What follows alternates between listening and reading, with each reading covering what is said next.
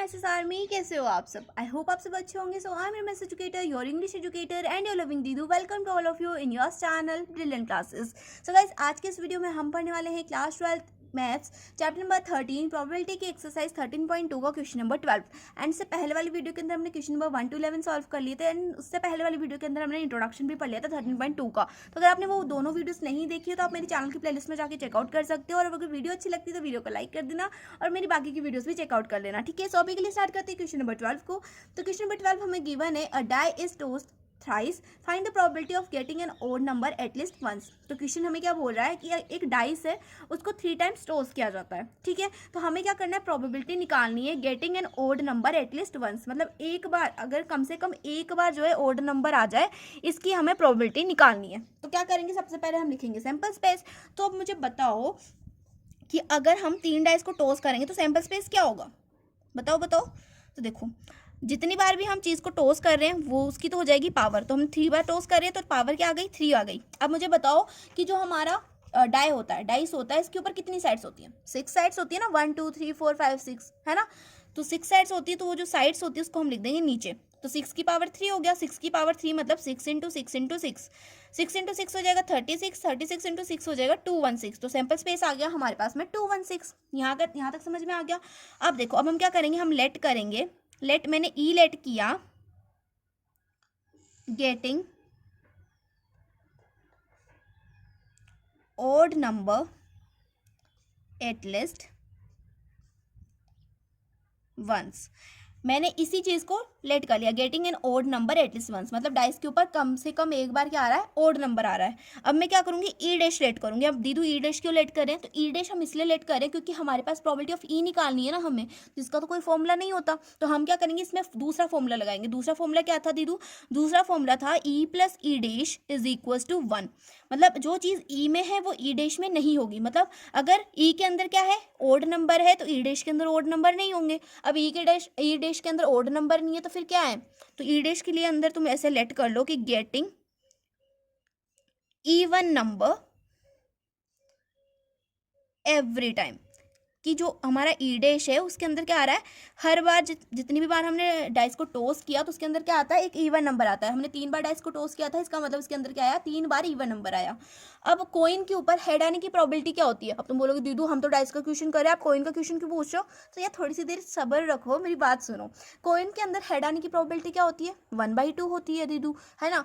Tell आने की probability क्या होती है, 1/2 होती है। तो ऐसे ही डाइस के ऊपर ओड नंबर आने की प्रोबेबिलिटी क्या होगी, 1/2 होगी। और डाइस के ऊपर इवन नंबर आने की प्रोबेबिलिटी क्या होगी, वो भी 1/2 होगी, है ना। क्योंकि प्रोबेबिलिटी तो क्या होती है, 1 होती है किसी भी चीज़ की। तो ये 1/2, ये 1/2, तो 1/2 प्लस 1/2 तो होता है 1, है ना। तो probability of even number, probability of even number क्या आ जाएगी हमारे पास में, 1/2। गेटिंग एन इवन नंबर, है ना। ये ई डैश मैंने वो नहीं लिया है, इसको तुम ये मानो, गेटिंग एन इवन नंबर मानो, ठीक है। ये चीज़ मैंने यहाँ पे नहीं लिखी, इसको तुम ऐसे लेट कर सकते हो कि प्रोबेबिलिटी ऑफ ई डैश क्या हो जाएगी हमारे पास में, 1/2 हो जाएगी, है ना। इवन नंबर आने की प्रोबेबिलिटी लिखी है मैंने, ठीक है। अब इसके बाद में अगर मैं निकालूँ प्रोबेबिलिटी ऑफ ई डैश, हम तुम बोलोगे दीदू ये ई डैश तो हमने ऊपर ही निकाल दिया। तो ये ई डैश नहीं है, ये है probability of getting even number, है ना। प्रोबेबिलिटी उसकी है। अब अगर हम ई डैश की प्रोबेबिलिटी निकालें तो देखो, फर्स्ट टाइम मैंने जब डाइस को टॉस किया तो इवन नंबर आने की प्रोबेबिलिटी क्या होगी उसके लिए, 1/2 होगी। जब मैं सेकंड टाइम डाइस को टॉस करूंगी तो उसके लिए इवन नंबर आने की प्रोबेबिलिटी क्या होगी, वो भी 1/2 होगी। थर्ड टाइम भी 1/2 होगी। तो इनको जब हम मल्टीप्लाई करेंगे तो 2 2 ज़ा 4, 4 2 ज़ा 8, ये हो गई 1/8। तो probability of getting N even number at every toss on a dice क्या हो जाएगी, 1/8 हो जाएगी, है ना। जब हमने 3 टाइम टॉस किया डाइस को तो उसके ऊपर इवन नंबर आने की प्रोबेबिलिटी है 1/8। अब अगर हम ओड नंबर आने की प्रोबेबिलिटी निकालें तो ये है हमारे पास e plus E dash is equals to 1, और ई प्लस ई डैश की वैल्यू है 1/8 इज इक्वल्स टू 1, है ना। तो देखो, ई को अगर मैं यहीं पे रहने दूँ, 1/8 को मैं दूसरी साइड भेज दूँ, तो 1 तो यहाँ पे पहले से था, 1/8 प्लस का था, इधर आके माइनस का हो जाएगा, ये हो जाएगा माइनस का 1/8। एलसीएम आ जाएगा मेरा 8, है ना। अब अगर मैं यहाँ पर एलसीएम लूँ तो हो जाएगा 8 माइनस में 1, 8 माइनस 1 क्या होता है, 8 माइनस 1 तो होता है 7। तो ई आ गया मेरे पास में 7/8, और प्रोबेबिलिटी ऑफ ई मेरे पास क्या आई है, 7/8 आई है ना। तो ये मेरे को बताओ कि ये जो प्रोबेबिलिटी ऑफ ई थी ये क्या थी, getting odd number at least once. तो किसी भी डाइस के ऊपर probability getting an odd number आने की जो प्रोबेबिलिटी है वो है 7/8। तो यहाँ पर हमारा क्वेश्चन नंबर 12 क्या होता है, कंप्लीट होता है। ठीक है, तो अब हम देखेंगे question number 13 and I hope तुम्हें जो है अच्छे से क्लियर हो गया होगा कि हमने एग्जैक्ट में किया क्या है। ठीक है, सो अगर नहीं समझ में आया तो एक बार फिर से रिवाइज कर लेना, और मैं ये तुम्हें कहूँगी, सजेस्ट यही करूँगी कि तुम जाके जो है इंट्रोडक्शन वाली वीडियो एक बार देख लो। ठीक है, वहाँ से तुम्हें इस फॉर्मूले के फंडा तो क्लियर हो जाएगा, ये मेरी गारंटी है। ठीक है, और वैसे मैंने यहाँ पर भी कोशिश करी कि तुम्हें अच्छे से मैं बता पाऊँ, एंड अगर नहीं समझ में आया तो एक बार देख लेना और इंट्रोडक्शन वाली वीडियो देख लेना। ठीक है, तो अभी के लिए स्टार्ट करते हैं क्वेश्चन नंबर 13 को। सो क्वेश्चन नंबर 13 हमें गिवन है 2 balls are drawn at random with replacement from a box containing 10 black balls 8 red balls, find the probability. हमें क्या गिवन है, हमें बोला गया है कि अगर हम किसी बॉक्स के अंदर से रैंडमली 2 बॉल्स निकालते हैं और उसमें उस बॉक्स के अंदर 10 ब्लैक बॉल्स है और 8 रेड बॉल्स है, तो हमें क्या निकालनी है, प्रोबेबिलिटी निकालनी है। तो फर्स्ट पार्ट हमें गिवन है बोथ बॉल्स आर रेड, तो हमें प्रोबेबिलिटी निकालनी है कि जो हमने दोनों बॉल्स निकाली है बॉक्स के अंदर से वो क्या है, रेड है। तो रेड आने की प्रोबेबिलिटी क्या होगी, तो देखो क्वेश्चन को हम सॉल्व करते हैं। तो पहले हम इसको क्वेश्चन को सॉल्व करने से पहले हम निकालते हैं प्रोबेबिलिटी ऑफ ब्लैक बॉल्स, कि ब्लैक बॉल्स आने की प्रोबेबिलिटी क्या होगी। अगर हम बॉक्स के अंदर से ब्लैक बॉल्स निकालें तो उसकी प्रोबेबिलिटी क्या होगी। तो मुझे बताओ कि ब्लैक बॉल्स कितनी है बॉक्स के अंदर, 10 ब्लैक बॉल्स हैं, तो टोटल ब्लैक बॉल्स हो गई 10, है ना। और टोटल बॉल्स कितनी है, टोटल बॉक्स के अंदर कितनी बॉल्स है, तो देखो 10 तो ब्लैक बॉल्स है, 8 रेड बॉल्स है, तो बॉक्स के अंदर टोटल बॉल्स कितनी होगी, टोटल बॉल्स होगी हमारे पास में 10 + 8 होता है 18, तो टोटल बॉल्स कितनी है हमारे पास में बॉक्स के अंदर, 18 बॉल्स है, और उसमें से ब्लैक बॉल्स कितनी है 10, तो प्रोबेबिलिटी ऑफ ब्लैक बॉल क्या हो जाएगी, total black balls in a box upon में टोटल बॉल्स। तो टोटल ब्लैक बॉल्स तो 10 है और टोटल बॉल्स कितनी है बॉक्स के अंदर, 18 है, तो 10/18 हो गई। इसको अगर हम 2 से कट करें तो हो जाएगा 5/9, तो प्रोबेबिलिटी ऑफ बी आ गई हमारे पास में 5/9। अगर मैं प्रोबेबिलिटी ऑफ आर निकालूं, मतलब प्रोबेबिलिटी निकालूं रेड बॉल्स आने की, तो रेड बॉल्स कितनी है हमारे पास बॉक्स में, 8 रेड बॉल्स है, यहाँ से देख लो, है ना। टोटल बॉल्स कितनी है बॉक्स के अंदर, 18 है, तो अगर इसको कट करेंगे तो हो जाएगा 4/9। तो ये तो आ गई हमारे पास प्रोबेबिलिटी। अब उसने बोला है कि प्रोबेबिलिटी निकालनी है कि जो बोथ बॉल्स हैं वो क्या है, रेड है। तो रेड बॉल्स आने की प्रोबेबिलिटी मतलब प्रोबेबिलिटी ऑफ फर्स्ट बॉल भी क्या होनी चाहिए, रेड होनी चाहिए, एंड सेकंड बॉल भी क्या होनी चाहिए, रेड होनी चाहिए। मतलब probability of R intersection R हमें फाइंड करना है। आ गई बात समझ में। अगर इसके लिए तुम लिखना चाहो तो तुम ऐसे लिख सकते हो कि ई हम ऐसे लिख सकते हैं कि ई क्या है, फर्स्ट बॉल इज रेड। ठीक है, और अगर हम यहाँ पर अगर तुम ऐसे ही लिखो, है ना, और यहाँ पर अगर एफ लिखो तो हो जाएगा सेकेंड बॉल इज रेड। ठीक है, ये हो जाएगी कंडीशंस, पर इसको लिखने की वैसे जरूरत नहीं है। अगर हम निकालें probability of R intersection R, मतलब जो फर्स्ट बॉल है वो भी रेड है, सेकंड बॉल भी रेड है, तो इसकी प्रोबेबिलिटी क्या हो जाएगी, रेड बॉल आने की प्रोबेबिलिटी थी 4/9, तो फर्स्ट बॉल क्या थी, रेड थी, इसकी प्रोबेबिलिटी है 4/9, और सेकंड बॉल भी रेड है तो इसकी प्रोबेबिलिटी भी क्या होगी, 4/9 होगी। तो जब इसको सॉल्व करेंगे तो 4 4 ज़ा 16, 9 9 ज़ा 81, तो ये आ जाएगी हमारे पास में probability of R intersection R. तो ये हो गया हमारा फर्स्ट पार्ट कंप्लीट, ये था हमारा फर्स्ट पार्ट। ठीक है, अब अगर हम इसका सेकंड पार्ट देखें तो सेकंड पार्ट में वो बोल रहा है कि जो फर्स्ट बॉल है वो तो क्या होगी, ब्लैक होगी, और जो सेकंड बॉल होगी वो क्या होगी, रेड होगी। तो इसकी प्रोबेबिलिटी निकालनी है।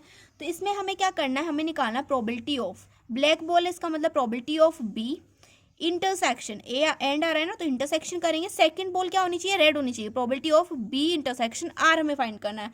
तो probability of B intersection R क्या हो जाएगा, probability of B dot probability of R, और यहाँ पर क्या हुआ था, probability of R dot probability of R हुआ था यहाँ पे। ठीक है, तो कंफ्यूज बिल्कुल भी मत होना। तो प्रोबेबिलिटी ऑफ बी क्या थी, हमने ऊपर ही निकाली थी, 5/9 आई थी प्रोबेबिलिटी ऑफ बी, यहाँ पर जगह 5/9, और प्रोबेबिलिटी ऑफ आर क्या आई थी हमारे पास, प्रोबेबिलिटी ऑफ आर आई थी हमारे पास 4/9। तो इसको जब हम मल्टीप्लाई करेंगे तो 5 4 ज़ा 20, 9 × 9 हो जाएगा 81। तो probability of B intersection R आ गया हमारे पास में 20/81। तो यहाँ पर हमारा सेकंड पार्ट भी कंप्लीट होता है।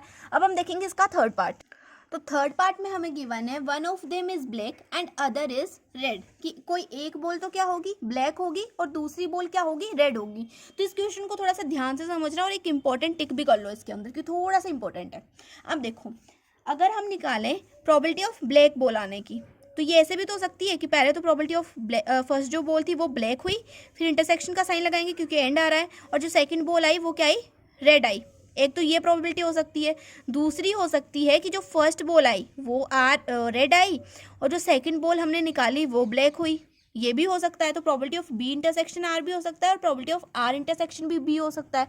दोनों कंडीशन हो सकती है, या तो फर्स्ट टाइम में हमारी ब्लैक बॉल आ गई या फिर जो है सेकंड टाइम में हमारी ब्लैक बॉल आ गई। दो कंडीशन हो सकती है ना, तो इसलिए मैंने यहाँ पे दो कंडीशन लिख दी। तो probability of B intersection R अगर करें तो probability of B intersection R को हम ऐसे लिख सकते हैं, probability of B dot probability of R, है ना। और प्लस में इसमें probability of R intersection B को हम क्या लिख सकते हैं, probability of R intersection B को हम लिख सकते हैं प्रोबेबिलिटी ऑफ आर डॉट में प्रोबेबिलिटी ऑफ बी। ये तो हमारा इंडिपेंडेंट इवेंट का फॉर्मूला था ना यार, इसको मत भूलना, ठीक है। यही आने वाला है 13.2 के अंदर यूज में।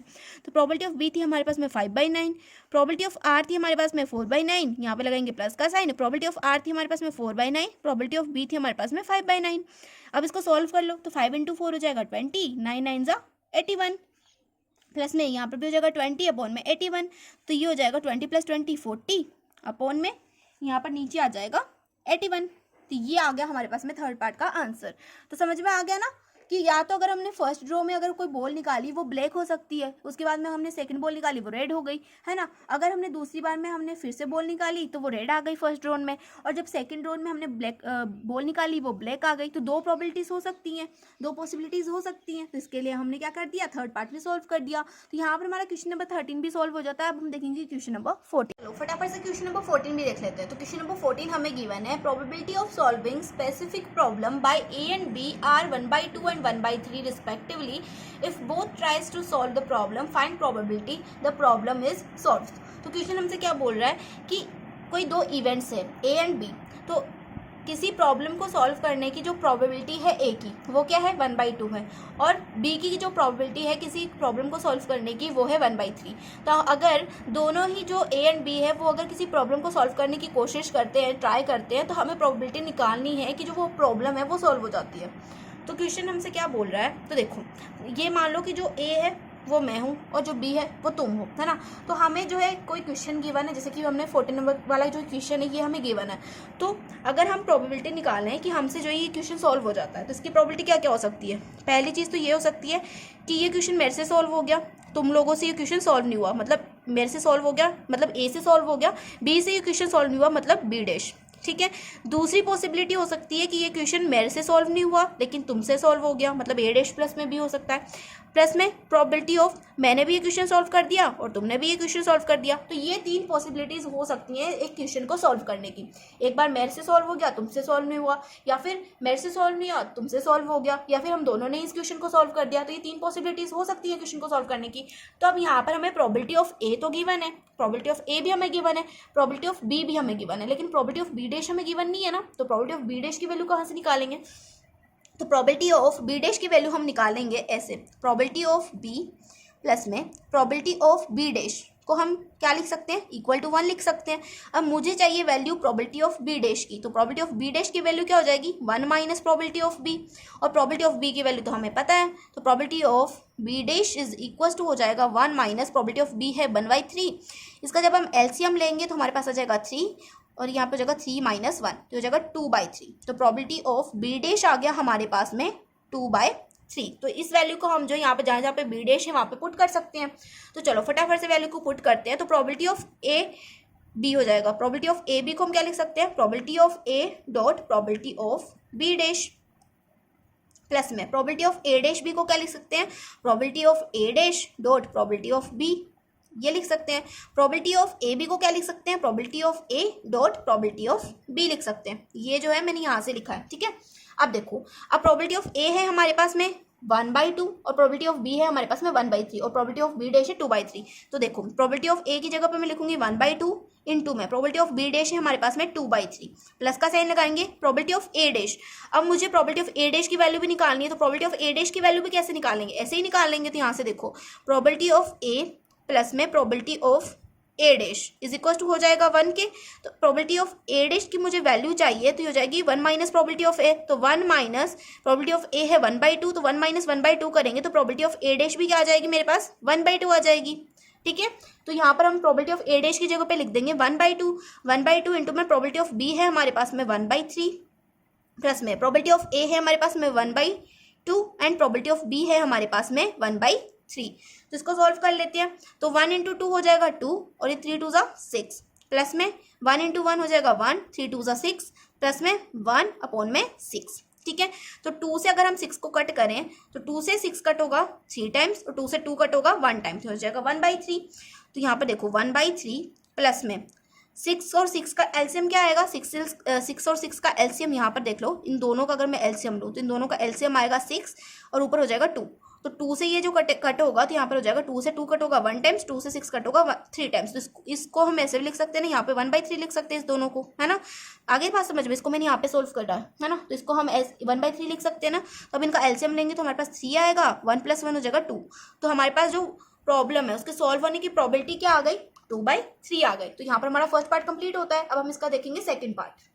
तो क्वेश्चन नंबर 14 का सेकंड पार्ट हमें गिवन है, exactly one of them solved a problem. कि जो क्वेश्चन नंबर 14 था या तो वो मैंने सॉल्व किया, मतलब या तो तुम्हारी दीदू ने सॉल्व किया या फिर तुमने सॉल्व किया, तो इसकी हमें प्रोबेबिलिटी निकालनी है। तो इसकी प्रोबेबिलिटी क्या हो सकती है, देखो फर्स्ट तो हमारी कंडीशन हो सकती है कि जो क्वेश्चन था वो मेरे से सॉल्व हो गया, मतलब ए से सॉल्व हो गया, लेकिन बी से सॉल्व नहीं हुआ, मतलब बी डैश, ठीक है।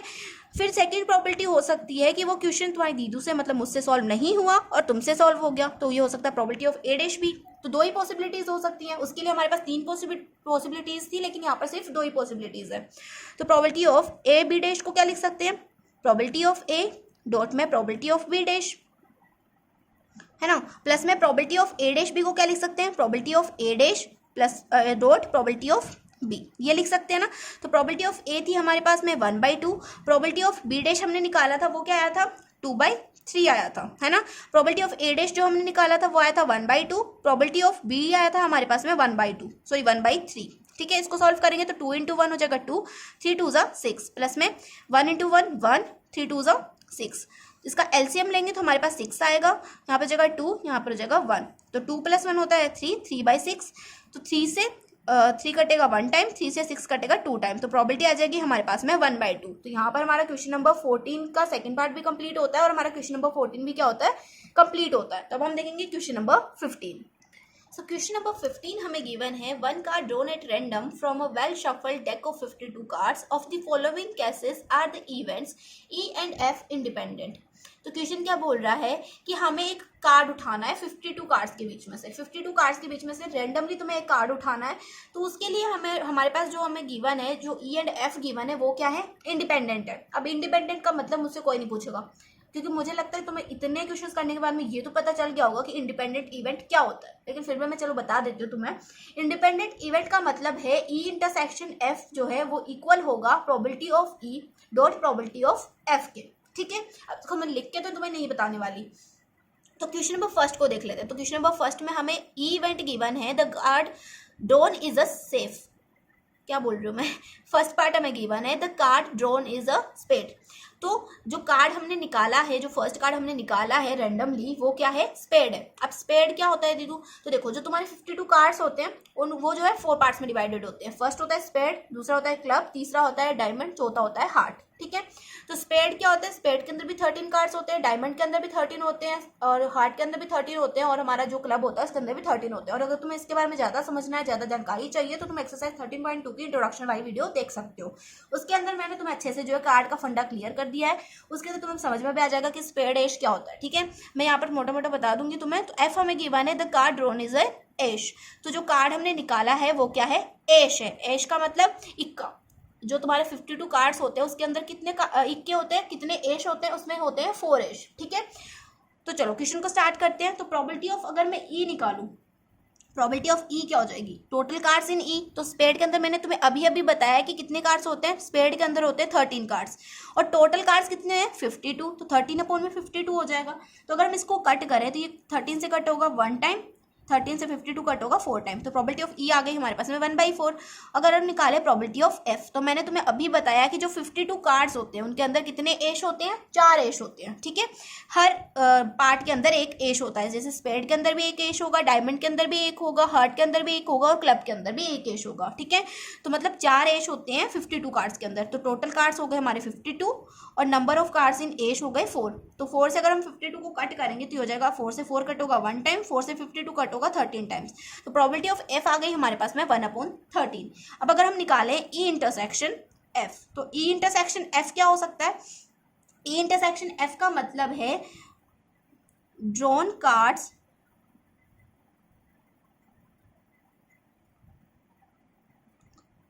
Is an ace of spade, कि जो हमने कार्ड निकाला है वो क्या है, इक्का है। इक्का किसका है, स्पेड का है। मैंने ये अभी बोला था कि स्पेड के अंदर भी क्या होता है, एक एश होता है।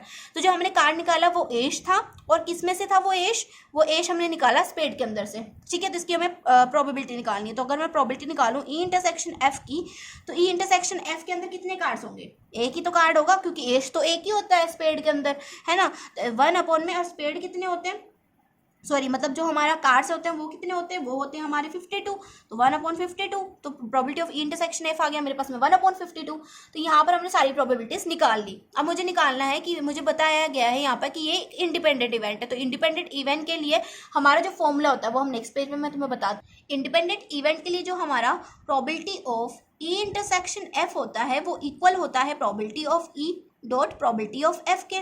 तो probability of E intersection F मेरे पास आ गया 1/52, प्रोबेबिलिटी ऑफ ई मेरे पास में आया था 1/4, एंड प्रोबेबिलिटी ऑफ एफ आया था मेरे पास में 1/13। तो 1/52 इज इक्वल टू 1 × 1 तो 1 हो जाएगा, 13 × 4 हो जाएगा हमारा 52। तो यहाँ पर क्या हो गया, ये हमारा प्रूफ हो गया कि ये दोनों क्या है, इंडिपेंडेंट है। हमें यही तो प्रूफ करना था कि ये इंडिपेंडेंट है या नहीं है। तो ये दोनों क्या है, ई एंड एफ क्या है, इंडिपेंडेंट है। तो यहाँ पर लिख दो therefore E and F are independent. यहाँ पर ये प्रूफ हो गया ना, probability of E intersection F is equal to probability of E dot probability of F. इसका मतलब क्या हो गया, ई एंड एफ है हमारे इंडिपेंडेंट इवेंट। अब हम देखेंगे इसका सेकंड पार्ट। तो देखो सेकंड पार्ट में हमें गिवन है, ई इवेंट हमें गिवन है the card drawn is black, कि जो हमने कार्ड निकाला था रेंडमली वो क्या था, ब्लैक कार्ड था। और एफ हमें गिवन है the card drawn is a king, तो जो हमने जो कार्ड निकाला था रेंडमली वो क्या था, किंग था, ठीक है। तो अब तुम ये मत सोचना कि हम ये दोबारा से मैं तुम्हें एक्सप्लेन करूंगी, अच्छे से पूरा एक्सप्लेन करूंगी, क्योंकि मैंने प्लेलिस्ट में वो वीडियो गिवन कर दी है इंट्रोडक्शन वाली। अगर नहीं देखी तो उसको देख लेना। और मैं जैसे तुम्हें पहले से जो चिल्ला चिल्ला के बोलती रहती हूँ ना, इंट्रोडक्शन देख लो, उसके अंदर मैं यही चीजें बताती हूँ, ठीक है। तो वो इंपॉर्टेंट होती है इसलिए मैं बोलती हूँ। तो इंट्रोडक्शन वाली वीडियो देख लेना। और वैसे तो मैंने प्लेलिस्ट में गिवन कर दी है वो वीडियो। अगर आप प्लेलिस्ट में नहीं चेक कर सकते तो मैं जो इस वीडियो के डिस्क्रिप्शन बॉक्स में उसका लिंक प्रोवाइड करा दूंगी, या फिर कमेंट सेक्शन में लिंक प्रोवाइड करा दूंगी, वहां से आप जो वीडियो को चेकआउट कर सकते हो, ठीक है। तो पूरी वीडियो देखने की जरूरत नहीं है, जहां से मैंने ये फंडा स्टार्ट किया था वहां से मैं जो उसमें टाइम स्टैम्प्स दे दूंगी, वहां से तुम जाके चेकआउट कर सकते हो। तो अभी के लिए स्टार्ट करते हैं। तो हमें निकालनी है प्रोबेबिलिटी ऑफ ई। तो चलो मैं बता ही देती हूँ तुम्हें। तो हमारे जो 52 कार्ड्स होते हैं, टोटल कार्ड्स कितने होते हैं, 52 होते हैं। तो उसमें जो ब्लैक कार्ड्स होते हैं 26, और 26 ही हमारे रेड कार्ड्स होते हैं। तो प्रोबेबिलिटी ऑफ ई क्या आ जाएगी, नंबर ऑफ ब्लैक कार्ड्स कितने हैं, 26 हैं, और टोटल कार्ड्स हैं 52, है ना, 52। जिसको जब हम कट करेंगे तो हो जाएगा 1/2। तो प्रोबेबिलिटी ऑफ ई आ गई मेरे पास में 1/2। अब मैं निकालूँ अगर प्रोबेबिलिटी ऑफ एफ, तो जो हमारे टोटल कार्ड्स हैं 52 जो कार्ड्स हैं उसके अंदर कितने किंग होते हैं, ये टोटल कार्ड्स तो 52 हो गए, और किंग कितने होते हैं, टोटल किंग होते हैं 4। हर पार्ट में एक किंग होता है, ठीक है। तो 4 से अगर हम 52 को कट करेंगे तो 4 से 4 कट होगा 1 टाइम, और 52 कट होगा 13 टाइम्स, ठीक है। अब अगर मैं निकालूं probability of E intersection F, तो probability of E intersection F क्या हो जाएगा, इंटरसेक्शन एफ का मतलब है कि ब्लैक कार्ड के अंदर कितने किंग होंगे। इंटरसेक्शन एफ का मतलब है कि ब्लैक कार्ड के अंदर कितने किंग होंगे। तो ब्लैक कार्ड के अंदर 2 पार्ट्स होते हैं, है ना। तो ब्लैक कार्ड्स के अंदर अगर 2 पार्ट्स होते हैं तो 2 ही किंग होंगे, है ना, क्योंकि ब्लैक और रेड पार्ट्स में जो है हमारा, देखो 52 जो कार्ड्स है मैं यहाँ पे बताती हूँ तुम्हें। जो हमारा 52 कार्ड्स होते हैं ये 2 पार्ट्स में डिवाइडेड होते हैं। एक होता है 26, दूसरा भी होता है 26। इसको तुम ब्लैक मान लो, इसको तुम रेड मान लो। तो ब्लैक के भी 2 पार्ट्स होते हैं, है ना, जिसके अंदर 13 कार्ड्स होते हैं। हर 13 कार्ड में एक किंग होता है, हर 13 कार्ड में एक किंग होता है। तो इधर भी एक किंग है, इधर भी 13 था, इसमें भी एक किंग होगा, इधर भी 13 था, इसमें भी एक किंग होगा, है ना। तो ब्लैक कार्ड में कितने किंग होते हैं, 2 किंग होते हैं। तो इसका मतलब यहाँ पर कितने किंग होंगे ब्लैक कार्ड के अंदर, 2 किंग्स होंगे। और टोटल कार्ड्स कितने हैं, 52 हैं। तो 2/52 आ गए probability of E intersection F. तो यहाँ तक समझ में आ गया। अब देखो, अब हम यहाँ पर क्या निकालेंगे, अब तुम बोलोगे यहाँ पर क्या निकालना है दीदी, यहाँ पर हमें निकालनी है probability of E by F, ठीक है। Probability of E by F यहाँ पे निकालना है। तो probability of E by F का फॉर्मूला बताओ फटाफट से। तो probability of E by F का फॉर्मूला होता है probability of E intersection F upon में प्रोबेबिलिटी ऑफ एफ, ठीक है। तो probability of E intersection F है हमारे पास में 2/52, और प्रोबेबिलिटी ऑफ एफ है हमारे पास में 1/13। तो 13 से अगर तुम 52 को कट करोगे तो ये कट होगा 2 टाइम्स, ठीक है। वैसे तो 4 टाइम कट होगा, लेकिन जब तुम 2 से 2 को कट करोगे, देखो मैं करके दिखा देती हूँ एक बार तुम्हें। देखो 13 से 52 कट हुआ 4 टाइम्स, तो 2/4 आ गया, ये 2 था और नीचे कट हुआ 4 टाइम्स। अब इसको 2 से कट करेंगे तो यहाँ पे आ जाएगा 1/2। 2 से 2 कट होगा 1 टाइम, 2 से 4 कट होगा 2 टाइम्स, ठीक है। तो यहाँ पर आ गया 1/2। तो probability of E by F आ गया हमारे पास में 1/2। तो अब तुम बोलोगे दीदी यहाँ पर आपने probability of E by F क्यों फाइंड किया? आपने तो पहले हमें बताया था कि इंडिपेंडेंट होने की कंडीशन ये होती है probability of E intersection F is equals to probability of E dot probability of F. तो आपने यहाँ पर probability of E by F क्यों फाइंड किया? तो इंट्रोडक्शन वाली वीडियो के अंदर मैंने तुम्हें ये भी बताया था कि अगर probability of E by F equal आ जाती है प्रोबेबिलिटी ऑफ ई के, तो इसका मतलब क्या है, वो इवेंट इंडिपेंडेंट है। तो यहाँ पर अगर हम देखें तो probability of E by F क्या आई मेरे पास? Probability of E by F हमारे पास आई 1/2, है ना। और प्रोबेबिलिटी ऑफ ई क्या आई थी मेरे पास? प्रोबेबिलिटी ऑफ ई भी तो मेरे पास 1/2 ही आई थी। तो यहाँ पर क्या हो गया, probability of E by F, probability of E by F equal हो गया प्रोबेबिलिटी ऑफ ई के। मतलब ये क्या है, इंडिपेंडेंट इवेंट है। तो यहाँ पर हमारा क्वेश्चन नंबर सेकंड भी क्या होता है, कंप्लीट होता है। हमें इंडिपेंडेंट फाइंड करना है ना, कैसे भी फाइंड करो, चाहे तुम ये वाले फॉर्मूले से फाइंड करो, चाहे तुम ये वाले फॉर्मूले से फाइंड करो, बात तो एक ही है ना। तो यहाँ पर हमारा सेकंड पार्ट भी कंप्लीट हो गया, क्योंकि कई बार ऐसे भी जो है क्वेश्चन बन सकता है, ऐसे भी कोई आंसर करवा सकता है, इसलिए मैंने यहाँ पर तुम्हें ये भी बता दिया। ठीक है, अब हम थर्ड पार्ट सोल्व करते हैं। तो चलो अब फट से हम क्वेश्चन नंबर थर्ड भी देख लेते हैं, मतलब थर्ड पार्ट भी देख लेते हैं क्वेश्चन नंबर 15 का। इसके लिए भी हमें इंडिपेंडेंट ही फाइंड करना है कि दोनों क्या है, इंडिपेंडेंट है, ये हमें बताना है। ठीक है, तो देखो क्वेश्चन नंबर थर्ड के लिए हम क्या करेंगे, देखो इसमें हमें ई इवेंट गिवन है, the card drawn is the king और क्वीन, और जो हमें एफ इवेंट है वो गिवन है, the card drawn is the jack और क्वीन। अब तुम सोचोगे ये क्या है, हमने तो किंग क्वीन मतलब क्या हो गया ये एकदम से।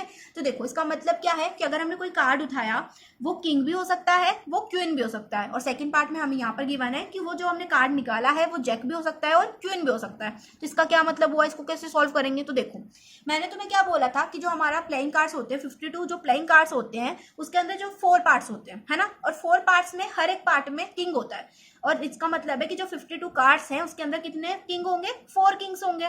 तो जितने किंग्स होते हैं उतनी ही क्वींस होती हैं, उतने ही जैक होते हैं। जैक का मतलब होता है जोकर, ठीक है, जैक को जोकर भी बोलते हैं। तो जितने ही किंग होंगे उतनी ही क्वीन होंगी, उतने ही जोकर होंगे। ठीक है, तो अगर 52 प्लेइंग कार्ड्स के अंदर 4 किंग हैं तो 4 ही क्वीन होंगी, 4 ही जोकर होंगे। तो यहाँ तक समझ में आ गया। तो अगर मैं प्रोबेबिलिटी निकालूं ई की, तो प्रोबेबिलिटी ऑफ ई क्या आ सकती है मेरे पास, या तो मेरे पास किंग आएगा या मेरे पास क्वीन आएगी। तो 4 किंग है, 4 ही क्वीन है, तो 4 + 4 कितने हो जाएंगे, 8 हो जाएंगे।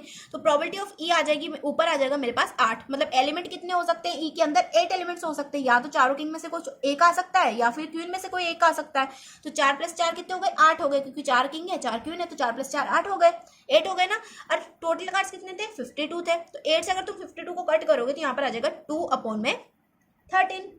प्रोबेबिलिटी ऑफ ई आ गया समझ में। अब प्रोबेबिलिटी ऑफ एफ निकालें। तो मैंने तुम्हें बोला था कि जितने किंग होते हैं उतनी ही क्वीन होती है, उतने ही जैक होते हैं, मतलब उतने ही जोकर होते हैं। तो अगर 4 किंग है तो 4 ही जोकर होंगे, 4 ही क्वीन होंगी। तो 4 + में 4, 4 + 4 कितने हो जाएंगे, 8 हो जाएंगे, अपॉन में 52। यहाँ पर भी क्या आ जाएगा, 2/13। यहाँ तक समझ में आ गया। अब अगर मैं निकालूं probability of E intersection F, तो probability of E intersection F का मतलब क्या है, मतलब ई इंटरसेक्शन एफ का मतलब क्या होता है कि दोनों ई और एफ में क्या कॉमन चीज है। तो कॉमन क्या है, यहाँ पर किंग क्वीन था, यहाँ पर जैक क्वीन है, मतलब कॉमन क्या आ रही है, क्वीन कॉमन आ रही है। तो क्वीन कितनी होती है, क्वीन होती है हमारी 4 क्वींस होती है ना हमारी। तो यहाँ पर जो प्रोबेबिलिटी ऑफ इंटरसेक्शन एफ निकालेंगे वहां पर नंबर ऑफ एलिमेंट्स क्या आ जाएगा, 4 आ जाएगा, अपॉन में आ जाएगा 52। यहाँ तक समझ में आ गया सबको। अब देखो, अब अगर इसमें फॉर्मूला लगाए हम, तो इसमें वापस से मैं वो अगर तुम्हारा जो यूनिवर्सल फॉर्मूला था probability of E intersection F वाले लगाओ, probability of E dot probability of F, इसमें तुम दूसरा फॉर्मूला भी यूज कर सकते हो जो मैंने अभी बताया ना सेकंड पार्ट के लिए, वो भी यूज कर सकते हो। ठीक है, कोई कंफ्यूज होने की बात नहीं है। अब देखो probability of E intersection F हमारे पास में आ गया 4/52, और प्रोबेबिलिटी ऑफ ई आया मेरे पास में 2/13, प्रोबेबिलिटी ऑफ एफ भी आया मेरे पास में 2/13। तो 2 × 2 हो जाएगा 4, 13 × 13 क्या हो जाएगा 26, सॉरी 169, है ना। इज इक्वल टू इधर था 4/52। तो क्या ये दोनों इक्वल हैं? क्या probability of E intersection F equal है probability of E dot probability of F के? बिल्कुल भी नहीं है। तो यहाँ पर लिख दोगे नॉट इक्वल, और यहाँ पर हम लिख देंगे जब ये इक्वल नहीं है तो इसका मतलब ये क्या है, इंडिपेंडेंट भी नहीं है। तो यहाँ पर हम ऐसे लिख देंगे ई and F are not independent, कि ओ ई जो एफ है वो इंडिपेंडेंट नहीं है। तो यही तो हमें फाइंड करना था कि वो इंडिपेंडेंट है या नहीं है, यही चीज फाइंड करनी थी हमें। तो यहाँ पर जो थर्ड पार्ट है इसके लिए ई एंड एफ इंडिपेंडेंट नहीं है। तो यहाँ पर हमारा क्वेश्चन नंबर 15 भी कंप्लीट होता है। अब हम देखेंगे क्वेश्चन नंबर 16। वीडियो थोड़ी सी लेंथी हो सकती है, लेकिन मैंने तुम्हारे सारे के सारे जो डाउट्स है वो क्लियर कर दिए। तो अगर तुमने इस वीडियो को देख लेते हो तो उसके बाद में तुम्हें किसी भी चीज के बीच में कोई डाउट करने की बिल्कुल भी जरूरत नहीं पड़ेगी, क्योंकि कोई भी तुम्हारे लिए ऐसा सिंगल डाउट भी नहीं बचेगा जिसको तुम्हें जो है किसी और वीडियो में जाके देखना पड़े। तो अगर वीडियो अच्छी लग रही हो तो वीडियो को अभी के अभी लाइक कर दो। अब हम देखेंगे क्वेश्चन नंबर 16। तो चलो अब क्वेश्चन नंबर 16 देख लेते हैं। तो क्वेश्चन नंबर 16 हमें गिवन है, in hostel 60% of the students read Hindi newspaper, 40% read English newspaper, 20% read both Hindi and English newspaper. If a student selected at random, तो इसके लिए हमें फर्स्ट पार्ट गिवन है, शी रीड नाइदर हिंदी और नॉर इंग्लिश न्यूज़पेपर। तो यहाँ पर हम इसको पार्ट्स को छोड़ते हैं, पहले क्वेश्चन का मतलब समझते हैं। तो क्वेश्चन में हमसे बोल रहा है कि एक हॉस्टल के अंदर 60% स्टूडेंट्स तो हिंदी न्यूज़पेपर पढ़ते हैं, 40% जो है इंग्लिश न्यूज़पेपर पढ़ते हैं, और जो बाकी के जो बेचारे 20% है वो हिंदी भी पढ़ लेते हैं और इंग्लिश भी पढ़ लेते हैं। कम डिपेंड करता है कि उनके पास हिंदी न्यूज़पेपर है या इंग्लिश न्यूज़पेपर है, बेचारे लाचार बच्चे है ना, कोई सा भी न्यूज़पेपर पढ़ लेते हैं ना सिचुएशन के हिसाब से। तो देखो अगर हम इसके निकालें प्रोबेबिलिटी, तो सबसे पहले अगर हम क्वेश्चन को सॉल्व करने से पहले अगर हम निकालें प्रोबेबिलिटी ऑफ एच, तो इसके लिए पहले हमें लेट करना पड़ेगा। तो मैं लेट करती हूँ एच। एच क्या है, मतलब जो हिंदी न्यूज़पेपर पढ़ते हैं उनकी प्रोबेबिलिटी। तो she reads Hindi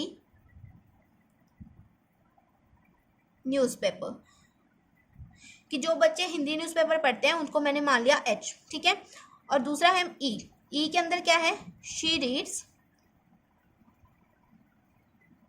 English newspaper, कि वो क्या करती है, इंग्लिश न्यूज़पेपर पढ़ती है। तो देखो यहाँ पर हो गया। अब अगर हम निकालें probability of E, sorry probability of H निकालें, ई की आदत पड़ गई है यार, अब क्या कर सकते हैं, ये आदत छूटती नहीं है। तो प्रोबेबिलिटी ऑफ एच, अगर हम प्रोबेबिलिटी निकालें जो हिंदी न्यूज़पेपर पढ़ते हैं उन बच्चों की, तो वो प्रोबेबिलिटी क्या हो जाएगी, कितने बच्चे हिंदी न्यूज़पेपर पढ़ते हैं, 60% पढ़ते हैं, मतलब 60, और परसेंट को हम लिख सकते हैं 100। तो उसको जगह कट करेंगे तो यहाँ पर आ जाएगा 3/5, कट करने पर 3/5 आ गया। अगर मैं निकालूँ प्रोबेबिलिटी ऑफ ई, मतलब जो बच्चे इंग्लिश न्यूज़पेपर पढ़ते हैं, तो कितने बच्चे इंग्लिश न्यूज़पेपर पढ़ते हैं, 40 बच्चे पढ़ते हैं, 40% पढ़ते हैं। तो यहाँ पर जगह 40% को लिख देंगे 100, तो ये कट होगा तो यहाँ पर आ जाएगा 2/5, है ना। तो प्रोबेबिलिटी ऑफ ई आ गया मेरे पास में 2/5। अब ऐसे बच्चे जो इंग्लिश न्यूज़पेपर भी पढ़ लेते हैं, हिंदी न्यूज़पेपर भी पढ़ लेते हैं, उनकी प्रोबेबिलिटी क्या हो जाएगी, मतलब जो बच्चे यार सिचुएशन के हिसाब से चलते हैं, हिंदी मिल गया तो हिंदी पढ़ लेंगे, इंग्लिश मिल गया तो इंग्लिश पढ़ लेंगे, उन्हें कोई दिक्कत नहीं है। तो इतने बच्चे कितने थे, 20% बच्चे थे जो बोथ हिंदी और इंग्लिश न्यूज़पेपर पढ़ रहे थे, तो 20/100 हो जाएगा। इसको कट करेंगे तो यहाँ पर आ जाएगा हमारे पास में 1/5, ठीक है। तो अगर हम निकालें फर्स्ट पार्ट के लिए, अगर हम निकालें she read neither Hindi nor English newspaper, तो वो जो लड़की है वो ना तो हिंदी न्यूज़पेपर पढ़ती है ना ही इंग्लिश न्यूज़पेपर पढ़ती है। तो इसकी अगर हमें प्रोबेबिलिटी निकालनी है, तो प्रोबेबिलिटी ऑफ नाइदर हिंदी का मतलब वो हिंदी न्यूज़पेपर नहीं पढ़ती, मतलब हिंदी न्यूज़पेपर नहीं पढ़ती मतलब H1, मतलब एच डैश। हिंदी न्यूज़पेपर नहीं पढ़ती इसका मतलब है एच डैश, और इंग्लिश न्यूज़पेपर नहीं पढ़ती इसका मतलब है ई डैश। तो H dash intersection E dash की अगर हमें प्रोबेबिलिटी निकालनी है तो इसका फॉर्मूला हो जाएगा, डी मॉर्गन्स रूल लगाओ, probability of H union E का होल डैश। ये है डी मॉर्गन्स रूल, है ना। 13.2 में हमने देखा था इंट्रोडक्शन वाली वीडियो में। डी मॉर्गन्स रूल का क्या था, probability of H union E dash, ठीक है। Probability of H dash intersection E dash को हम क्या लिख सकते हैं, probability of H union E का डैश, ठीक है। अब देखो, अब अगर हम निकालें एच डैश, हमें प्रोबेबिलिटी ऑफ एच तो गिवन है, प्रोबेबिलिटी ऑफ एच डैश कैसे निकालेंगे, यहाँ पर हमें पता है प्रोबेबिलिटी ऑफ एच प्लस में probability of H dash equal होता है 1 के, ये हमारा फॉर्मूला था। अब मुझे अगर निकालनी है प्रोबेबिलिटी ऑफ एच डैश, तो ये क्या हो जाएगा 1 minus probability of H. Probability of H थी हमारे पास में 3/5, यहाँ पर जगह 3/5, 1 माइनस 3/5, तो एलसीएम आ गया मेरे पास में 5, और ये जगह 5 माइनस में 3, तो 5 माइनस 3 हो जाएगा 2, तो 2/5, तो H1 आ गया मेरे पास में 2/5। अब अगर मैं निकालूं प्रोबेबिलिटी ऑफ ई डैश, तो प्रोबेबिलिटी ऑफ ई डैश की प्रोबेबिलिटी कैसे निकालेंगे, प्रोबेबिलिटी ऑफ ई डैश के लिए फॉर्मूला हो जाएगा 1 माइनस प्रोबेबिलिटी ऑफ ई।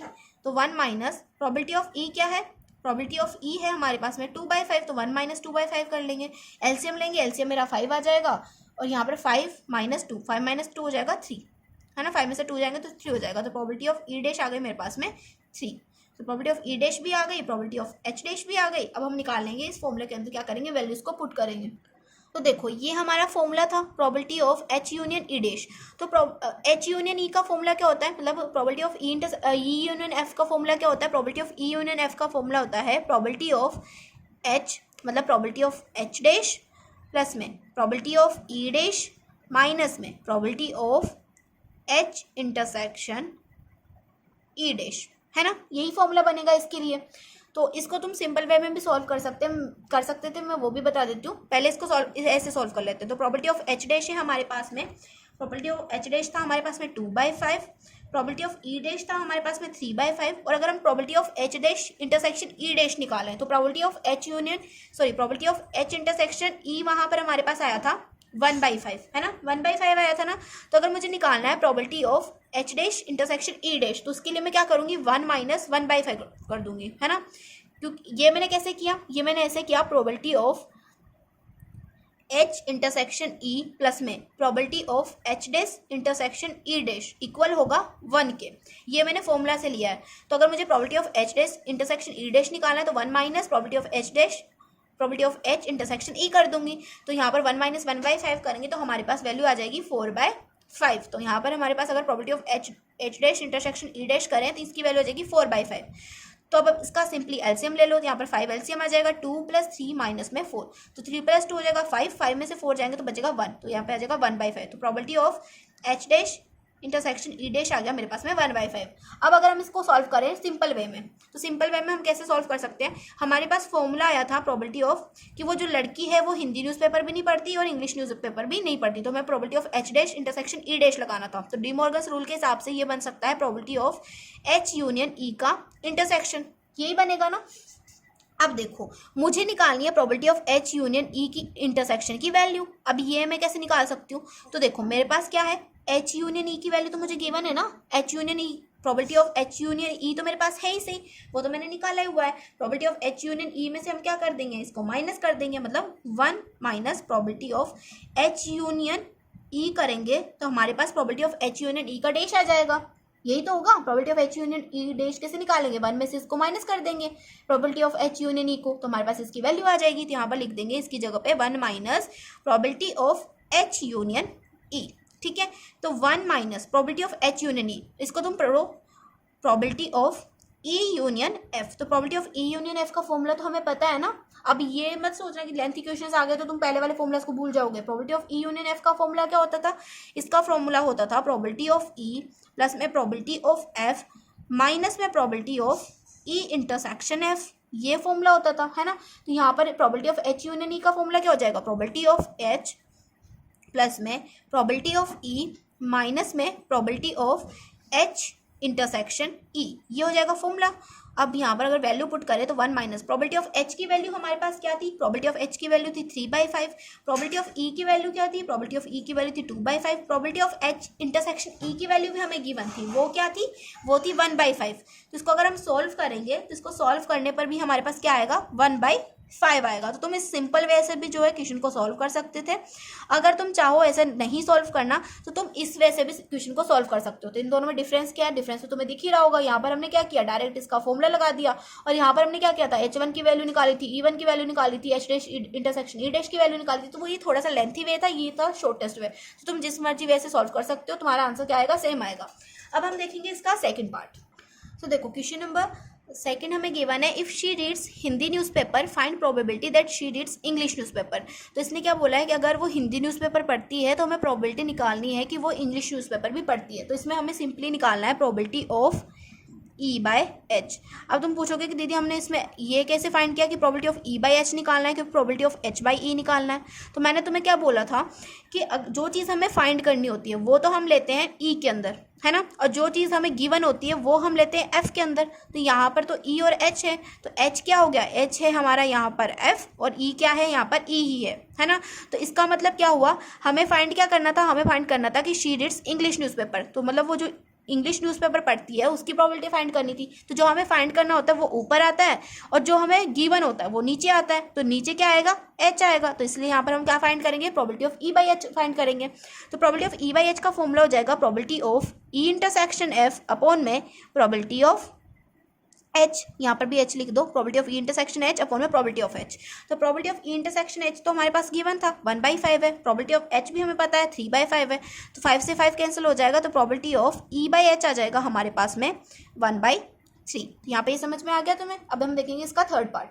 तो इसका थर्ड पार्ट हमें गिवन है, if she reads English newspaper find probability she reads Hindi newspaper. कि अगर वो इंग्लिश न्यूज़पेपर पढ़ती है तो हमें प्रोबेबिलिटी फाइंड करनी है क्योंकि वो हिंदी न्यूज़पेपर भी पढ़ती है। तो इसकी प्रोबेबिलिटी हमें फाइंड करनी है। तो इसके लिए हमारे पास E क्या है, E तो है हमारा कि वो हिंदी न्यूज़पेपर पढ़ती है ना, और F है हमारा, मतलब F को तुम H भी लिख सकते हो कि H है हमारा कि वो इंग्लिश न्यूज़पेपर पढ़ती है ना, इंग्लिश न्यूज़पेपर पढ़ती है। तो इसके लिए हमें क्या फाइंड करना पड़ेगा, हमें फाइंड करना पड़ेगा प्रोबेबिलिटी ऑफ H/E। वो समझ में आ गया ना कि जो हमें फाइंड करना होता है वो हम ऊपर लिखते हैं और जो हमें गिवन होता है वो नीचे लिखते हैं। तो probability of H by E क्या आ जाएगा, probability of H intersection E upon में प्रोबेबिलिटी ऑफ ई। और probability of H intersection E और probability of E intersection H क्या होता है, इक्वल होता है। तो यहाँ पर probability of H intersection E की वैल्यू भी क्या आ जाएगी 1/5 और प्रोबेबिलिटी ऑफ ई की वैल्यू क्या आएगी हमारे पास में, प्रोबेबिलिटी ऑफ ई की वैल्यू आ जाएगी 2/5। तो 5 से 5 कैंसिल, हमारे पास जो प्रोबेबिलिटी ऑफ एच बाई ई आएगा वो आ जाएगा 1/2। तो यहाँ पर हमारा क्वेश्चन नंबर 16 भी क्या होता है, कंप्लीट होता है। अब हम देखेंगे question number 17। So question number 17 हमें गिवन है the probability of obtaining an even prime number on each die when a pair of dice is rolled. हमें क्या निकालनी है, प्रोबेबिलिटी निकालनी है इवन प्राइम नंबर होने की एक डाइस के ऊपर। और हमें बताया गया है कि 2 डाइस क्या हो रहे हैं, रोल हो रहे हैं, मतलब 2 डाइस को जो है रोल किया जा रहा है। तो उसके लिए सैम्पल स्पेस क्या हो जाएगा, जब हम 2 डाइस को रोल करेंगे तो सैम्पल स्पेस हो जाएगा 1,1। फर्स्ट पे 1 आ गया, दूसरे डाइस पे 2 आ गया, फिर फर्स्ट पे 1 आ गया, दूसरे डाइस पे 3 आ गया, ऐसे जो है चलती जाएगी। और फर्स्ट पे जो है 6 आ जाए और दूसरे डाइस पे क्या आ जाए 6 आ जाए। तो ये जो है सैम्पल स्पेस आ सकता है ना।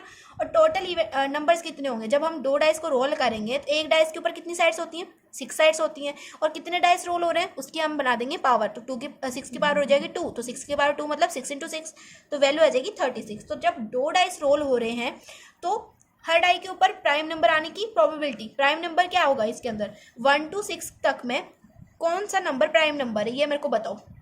यहाँ पर सिर्फ एक ही प्राइम नंबर है, वो है 2 ही तो है यहाँ पर एक प्राइम नंबर। तो यहाँ पर प्राइम नंबर कितने हैं, 1 है। तो प्रोबेबिलिटी एक प्राइम नंबर आने की प्रोबेबिलिटी क्या हो जाएगी, जो डी वाला ऑप्शन है वो करेक्ट हो जाएगा। प्राइम नंबर आने की प्रोबेबिलिटी हो जाएगी 1 में टोटल नंबर्स कितने हैं 36 हैं और प्राइम नंबर कितना है 1 है, तो 1/36 हो जाएगी इसकी प्रोबेबिलिटी। तो क्वेश्चन नंबर 7 का जो डी पार्ट है वो जो है करेक्ट हो जाएगा। अब हम देखें क्वेश्चन नंबर 18। तो क्वेश्चन नंबर 18 हमें गिवन है 2 events A and B will be independent. तो 2 इवेंट्स इंडिपेंडेंट कब हो सकते हैं, ये हमने पिछले कई क्वेश्चंस में सॉल्व कर लिया इंडिपेंडेंट का फंडा। तो 2 इवेंट्स तभी इंडिपेंडेंट होंगे जब probability of A dash B dash equal होगा 1 माइनस प्रोबेबिलिटी ऑफ ए और 1 माइनस प्रोबेबिलिटी ऑफ बी के।